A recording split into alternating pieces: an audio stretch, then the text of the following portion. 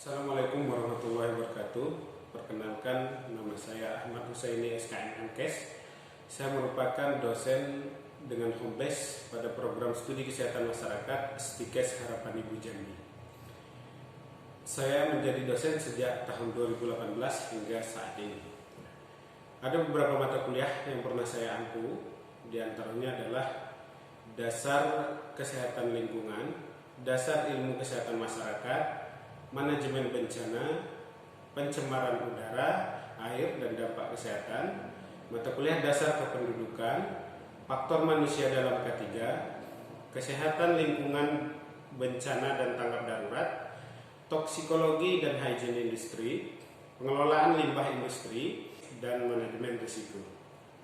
Baik, pada kesempatan kali ini izinkan saya untuk menjelaskan tentang teknik pengajaran yang saya gunakan dengan metode DIE, yaitu Delivery, Interaction, and Assessment, pada salah satu mata kuliah yang saya ampu, yaitu mata kuliah pengelolaan limbah industri. Baik, sebelum saya menjelaskan tentang teknik pembelajaran yang saya gunakan, saya akan menjelaskan terlebih dahulu deskripsi singkat dan luaran dari mata kuliah pengelolaan limbah industri ini. Mata kuliah pengelolaan limbah industri ini merupakan mata kuliah wajib pada program studi kesehatan masyarakat dengan bobot sebanyak 2 SKS. Pada mata kuliah ini mempelajari tentang konsep mengenai limbah, karakteristik, sifat limbah, potensi limbah industri, dampak dan sistem pengelolaan limbah industri. Sekaligus juga akan dipelajari tentang prinsip dasar, metode, dan teknik pengolahan limbah berdasarkan jenis industri dan limbah yang dihasilkan dari kegiatan industri tersebut, sesuai dengan CPMK atau capaian pembelajaran mata kuliah. CPMK ini pada mata kuliah pengelolaan limbah industri ini merupakan turunan dari capaian pembelajaran program studi. Adapun materi yang dipelajari dalam mata kuliah pengelolaan limbah industri ini ada 14 kali pertemuan. Materinya diantaranya adalah konsep dasar pengolahan limbah, dampak industrialisasi terhadap lingkungan, peraturan dan perundang-undangan yang berkaitan dengan pengelolaan limbah, limbah industri dan baku mutu limbah, pengelolaan limbah cair, pengolahan limbah industri secara fisik, pengolahan limbah industri secara kimia, pengolahan limbah industri secara biologis, kemudian jenis limbah dan metode pengelolaan limbah industri, pengolahan limbah padat industri, pengolahan limbah gas industri, pengolahan limbah B3 industri, dan pengendalian pencemaran udara. Setelah kita mengetahui gambaran tentang mata kuliah pengelolaan limbah industri ini, maka selanjutnya saya akan menjelaskan terkait dengan teknik pembelajaran saya dengan menggunakan metode DIE. Yang pertama adalah delivery. Delivery ini adalah bagaimana materi dalam mata kuliah ini dapat tersampaikan atau dapat saya sampaikan kepada mahasiswa. Dalam proses penyampaian ini ada 2 strategi penyampaian materi perkuliahan yang saya gunakan. Yang pertama dengan menggunakan textbook. Ada beberapa referensi wajib yang saya gunakan dalam mata kuliah pengelolaan limbah industri ini, diantaranya adalah sistem pengelolaan lingkungan dan limbah industri, kemudian buku tentang manajemen dan pengelolaan limbah, kemudian buku tentang teknologi pengelolaan air limbah, kemudian buku tentang perancangan sistem pengolahan limbah cair, dan buku tentang sistem teknologi pengolahan limbah. Selain dari referensi wajib ini, saya juga menggunakan referensi tambahan berupa peraturan atau perundang-undangan yang berkaitan dengan pengolahan limbah. Penyampaian materi yang kedua dengan cara melakukan pembahasan studi kasus. Nah, dalam pembahasan studi kasus ini saya akan mengemukakan kasus atau fenomena yang berkaitan dengan limbah industri ataupun submateri yang dipelajari pada pengelolaan limbah industri ini. Kasus-kasus itu atau isu-isu itu saya ambil dari berbagai artikel atau jurnal. Kemudian saya minta mahasiswa untuk mereview dan mendiskusikan kasus tersebut, isu tersebut secara berkelompok. Setelah mereka berdiskusi, maka akan dilakukan presentasi di kelas gitu. Nah, untuk presentasi ini saya pilih mahasiswa secara acak. Jadi semua mahasiswa punya potensi untuk melakukan presentasi hasil dari diskusi ini. Nah, dengan cara ini saya yakin pembelajaran saya akan bisa lebih efektif karena mahasiswa dituntut untuk lebih aktif dalam mempersiapkan dirinya pada saat pembelajaran maupun pada saat diskusi. Karena tadi mahasiswa punya potensi untuk maju ke depan, maka dia harus siap untuk melakukan presentasi dari hasil diskusi. Kemudian yang selanjutnya interaction. Nah, interaction adalah bagaimana saya melakukan interaksi dengan mahasiswa dalam proses pembelajaran. Dalam perkuliahan mata kuliah pengelolaan limbah industri ini ada beberapa cara yang saya lakukan untuk berinteraksi dengan mahasiswa. Yang pertama dengan diskusi langsung. Diskusi langsung ini dilakukan dalam proses perkuliahan tatap muka maupun secara online. Di dalam kelas atau pada saat pembelajaran saya mendorong setiap mahasiswa untuk berpartisipasi secara aktif, untuk bertanya jika ada yang belum memahami tentang materi perkuliahan, untuk berdiskusi, menyampaikan argumen-argumen atau pendapatnya berkaitan dengan materi yang sedang dipelajari. Hal ini saya lakukan agar interaksi lebih komunikatif gitu, karena bisa berjalan dua arah. Kemudian yang kedua, cara interaksi yang saya lakukan dengan mahasiswa adalah dengan menggunakan media learning management system atau LMS. Di mana LMS di sini Distika Sarapan Ibu Jambi telah difasilitasi oleh kampus. LMS ini saya gunakan untuk berdiskusi dan memberikan feedback terhadap tugas-tugas ataupun proyek yang dikerjakan oleh mahasiswa. Selain itu, LMS ini saya gunakan juga untuk presensi mahasiswa, kemudian menyampaikan soft copy materi perkuliahan yang bisa di-download oleh mahasiswa. Kemudian yang ketiga, cara interaksi saya dengan mahasiswa adalah melalui grup WhatsApp mata kuliah pengelolaan limbah industri ini. Nah, grup WhatsApp ini saya gunakan untuk berdiskusi dengan mahasiswa berkaitan dengan materi yang sedang dibahas ataupun tentang isu-isu terkini, isu-isu terbaru yang berkaitan dengan materi perkuliahan. Kemudian yang selanjutnya adalah asesmen. Asesmen adalah bagaimana cara saya memberikan penilaian kepada mahasiswa dalam kegiatan pembelajaran.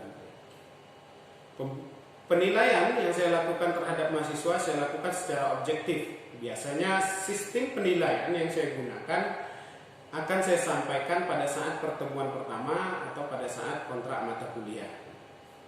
Saya akan menyampaikan kepada mahasiswa tentang aspek-aspek penilaian, bobot penilaian, reward maupun punishment yang berlaku di dalam mata kuliah pengelolaan limbah industri ini.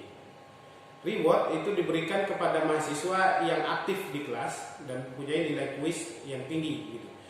Dan punishment diberikan kepada mahasiswa apabila mahasiswa terlambat untuk mengumpulkan tugas atau tidak sesuai dengan waktu yang telah ditentukan. Untuk skema penilaian yang saya gunakan dalam mata kuliah ini yaitu ada 4 aspek.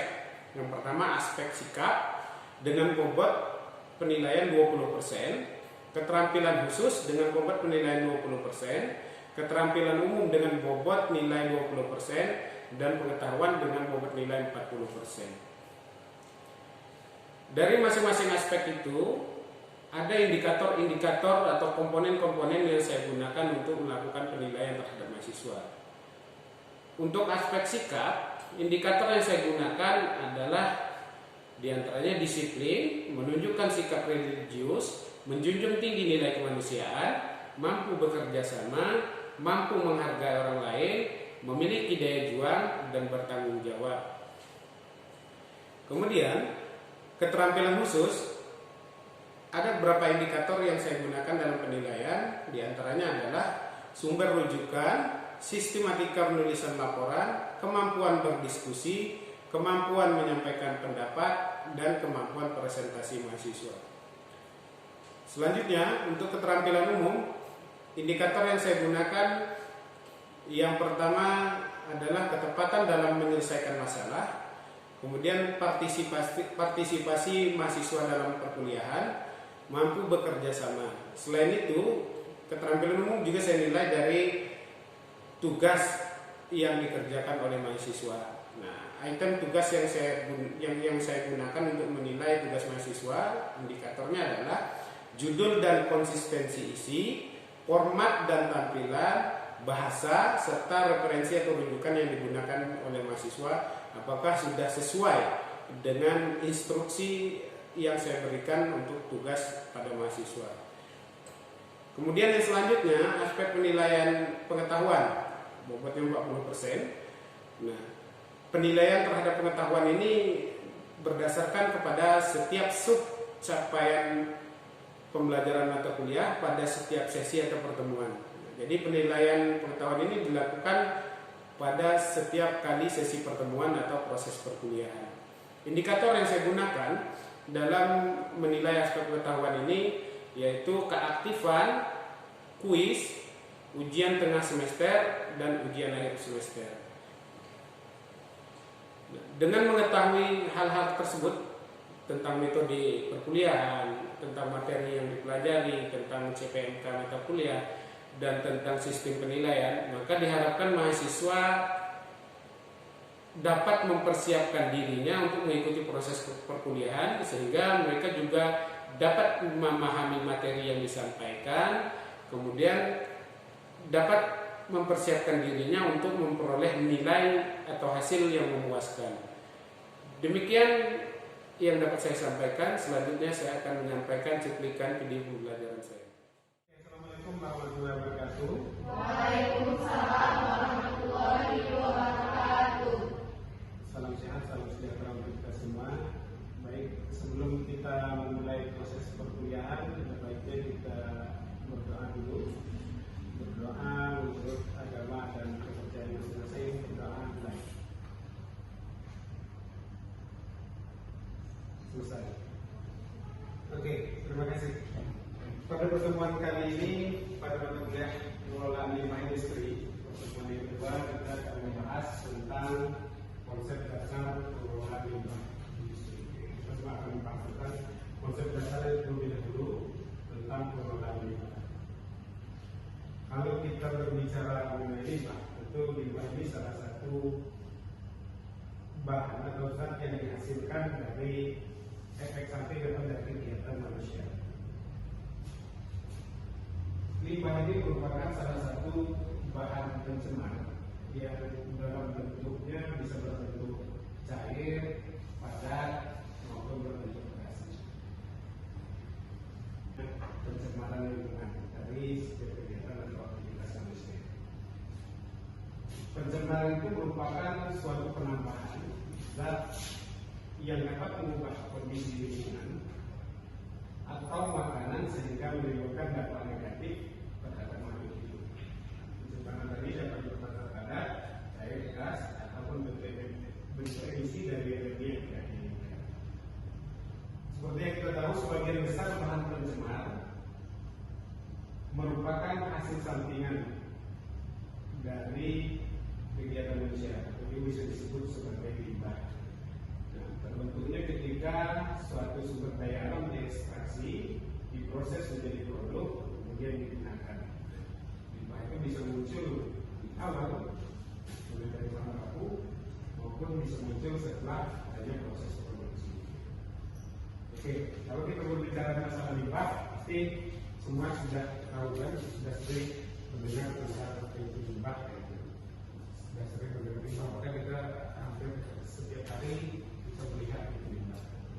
Kira-kira yang bisa bantu saya untuk menjelaskan kalau menurut saudara apa itu limbah? Ada yang bisa bantu menjelaskan?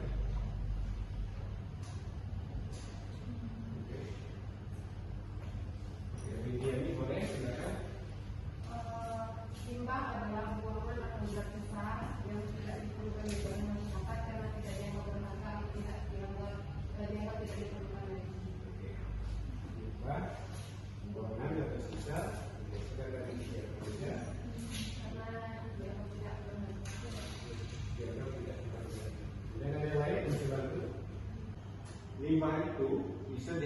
dari kegiatan proses produksi ataupun bisa dihasilkan dari kegiatan domestik. Selanjutnya kita akan membahas tentang karakteristik limbah. Secara umum, karakteristik limbah itu ada 4 macam. Karakteristik itu sesuatu yang mengandung limbah atau sifat limbah. Yang pertama, berukuran mikro. Yang dimaksud dengan berukuran mikro adalah partikel-partikel penyusun limbah dia berukuran mikro atau sangat kecil, sehingga mempunyai sifat kasat mata dan sulit untuk dideteksi. Yang kedua, karakteristik limbah adalah bersifat dinamis. Artinya, limbah itu tidak hanya diam pada satu tempat, dia selalu bergerak serta berubah sesuai karakteristik lingkungannya. Kemudian karakteristik limbah yang ketiga adalah berdampak luas. Artinya dia penyebaran limbah dapat menjangkau area yang luas karena ukurannya kecil sehingga mudah menyebar dan tidak mudah terdeteksi secara langsung. Kemudian yang selanjutnya karakteristik limbah yang keempat adalah berdampak jangka panjang. Jadi permasalahan limbah, permasalahan yang ditimbulkan oleh limbah tidak dapat diatasi dalam jangka waktu yang singkat. Jadi membutuhkan waktu yang lama untuk mengatasi dampak dari yang ditimbulkan oleh limbah atau dampak manusia. Oke. Berdasarkan senyawanya, limbah itu dapat dibedakan jenisnya menjadi limbah organik, limbah anorganik, dan limbah ketiga. Contoh, kalau di rumah ada nggak kira-kira limbah saya dulu? Apa contohnya seperti itu? Oke, ini boleh. Oke, tadi sudah dipelajari beberapa macam jenis limbah. Limbah-limbah itu tadi kalau tidak dikelola dengan baik, maka dia akan menimbulkan dampak yang mematikan. Selain dia tidak berguna lagi, dia akan menimbulkan dampak yang mematikan. Bisa merugikan bagi lingkungan, bisa merugikan bagi manusia, bagi makhluk hidup hewan ataupun tumbuhan. Dia akan merusak. Kita bisa lihat banyak kasus yang terjadi baik secara global maupun di Indonesia. Fenomena dari dampak adanya limbah itu merusak lingkungan, kemudian akhirnya juga akan merugikan manusia. Salah satu fenomena yang sampai saat ini masih dibicarakan, kejadiannya sudah puluhan tahun yang lalu, pada tahun 1956, kalau tidak salah itu di Jepang, kasus Minamata. Apa yang terjadi di situ? Karena ada pabrik plastik yang membuang sisa olahan dari pabrik yang limbahnya ke laut, ke Teluk Minamata. Bahan buangannya itu mengandung merkuri. Merkuri itu masuk ke dalam makhluk hidup di perairan itu, ikan, udang, dan sejenisnya. Itu kemudian selanjutnya ikan udang itu dikonsumsi oleh manusia atau orang, maka dia bisa menyebabkan gangguan pada tubuh manusia, gangguan saluran pencernaan, kerusakan ginjal, kerusakan jantung. Kemudian pada anak-anak juga bisa menyebabkan penyakit skin disease, alergi kulit, dan Kawasaki disease. Ini gambar yang bisa terlihat dampak yang ditimbulkan dari pencemaran limbah yang mengandung merkuri di bawah perairan. Skin disease penyakit pada anak-anak, kemudian juga terjadi mutasi gen pada orang yang mengkonsumsi ikan, udang atau produk dari hasil laut yang tercemar oleh merkuri. Ini walaupun sudah lama, dari bulan tahun lalu, tapi kalau orang berbicara masalah limbah atau lingkungan, pasti masih sering kita dengar tentang kasus Minamata. Kemudian kalau di Indonesia banyak sekali kita lihat juga contoh dampak dari pencemaran limbah. Ada beberapa kasus. Contohnya limbah dari PT Industri Gula Lemor yang mencemari Sungai Lemor, pesisir Sungai Dayak di Banyuwangi, Jawa Timur. Kemudian dia mengakibatkan kerusakan pada lahan pertanian masyarakat. Kemudian juga contoh yang kedua, tumpahnya minyak ribuan ton dari PT Sentral Geoget Nusantara PT yang mencemari Sungai Cibinding, Kabupaten Sebuling di Kampung Cibinding, Kecamatan Padalarang di Kabupaten Bandung, Jawa Barat. Ribuan minyak tumpah mencemari lingkungan, menyebabkan kematian pada ikan dan makhluk yang ada di perairan di sungai itu. Kemudian contoh selanjutnya perusahaan tambang yang ada di Lumon, Minahasa, Sulawesi Utara, di Sumbawa, Nusa Tenggara Barat. Itu dari kegiatan proses tambangnya banyak sekali limbah yang dihasilkan yang dapat merusak lingkungan. Kemudian kita juga dengar ada penambangan emas terbesar, di Papua, di Freeport, Lumon. Itu kalau kita lihat, boleh lihat videonya ataupun gambar-gambarnya, itu kan proses penambangannya membelah gunung ke dalaman yang cukup dalam. Ini juga menimbulkan dampak ekosistem alam rusak. Pegunungan prospek itu jadi rusak. Kalau rusak lingkungannya, maka tentu akan berdampak bagi manusia. Setelah juga lingkungannya pasti tercemar dengan sisa-sisa buangan atau limbah di kegiatan industri. Kalau di daerah itu juga, kalau di Jambi kita bisa lihat banyak. Kalau di daerah Muara Jambi yang pernah ke arah Bungku, karena itu kan ada penambangan minyak ilegal. Kalau kita lihat, dasar sekali dampaknya, kerusakan lingkungan, kerusakan alam. Termasuk nanti beberapa puluh tahun ke depan atau beberapa tahun ke depan pasti ada efek atau dampak kesehatan yang akan dirasakan oleh masyarakat yang tinggal di atas. Kalau kita berjalan ke arah barat, ke arah Kerinci, maka kita melewati, ada yang dari daerah Kerinci kan, gitu kan? Dari daerah Kerinci kita melewati daerah jalan lintas arah Kerinci lewat Surani. Nah, kita lihat dampak salah satu dari kegiatan penambangan emas legal yang di sana. Kalau dulu airnya jernih kan, seputaran sungai yang ada di Perangin itu. Kalau sekarang sudah berdampak, warnanya sudah keruh. Itu bukan hanya Perangin itu kan, nanti lambat laut boleh nanti dilakukan penelitian di sana, pasti akan ada dampak dari pencemaran dari limbah impor. Karena emas biasanya penambangan emas jadi menggunakan batu. Kalau penambangan secara tradisional atau ilegal, limbahnya biasanya tidak diolah lagi, dibuang ke sungai. Maka itu nanti pasti akan berdampak buruk pada generasi yang akan datang yang tinggal di aliran atau daerah di dekat aliran sungai. Supaya tidak menimbulkan dampak negatif bagi lingkungan ataupun bagi manusia, hewan maupun tumbuhan, maka perlu dilakukan upaya pengelolaan terhadap limbah yang dihasilkan dari kegiatan manusia, baik itu limbah dari kegiatan rumah tangga maupun dari kegiatan industri. Terutama dari kegiatan industri itu wajib melakukan olah limbah.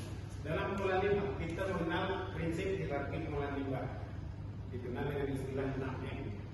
M yang pertama mencegah, yang kedua mengurangi, yang ketiga menggunakan kembali, yang keempat mendaur ulang, yang kelima memperoleh kembali, yang keenam mengolah secara aman. 6 hierarki pengelolaan limbah ini mesti diterapkan dalam kegiatan pengolahan limbah. Ini silakan apa kesimpulan dari Mas? Yang pertama, setiap sisa pembuangan dari kegiatan domestik atau industri yang tidak memiliki nilai ekonomis itu adalah limbah. Kemudian limbah dapat dikategorikan berdasarkan segalanya, wujudnya dan sumbernya. Kemudian limbah perlu dikelola dengan baik agar tidak menimbulkan dampak negatif bagi lingkungan, manusia, hewan dan tumbuhan. Kemudian dalam pengelolaan limbah kita perlu memperhatikan hierarki pengendalian limbah yang dikenal dengan istilah 6M, yaitu mencegah, mengurangi, menggunakan kembali, mendaur ulang, memperoleh kembali, dan mengolah secara aman.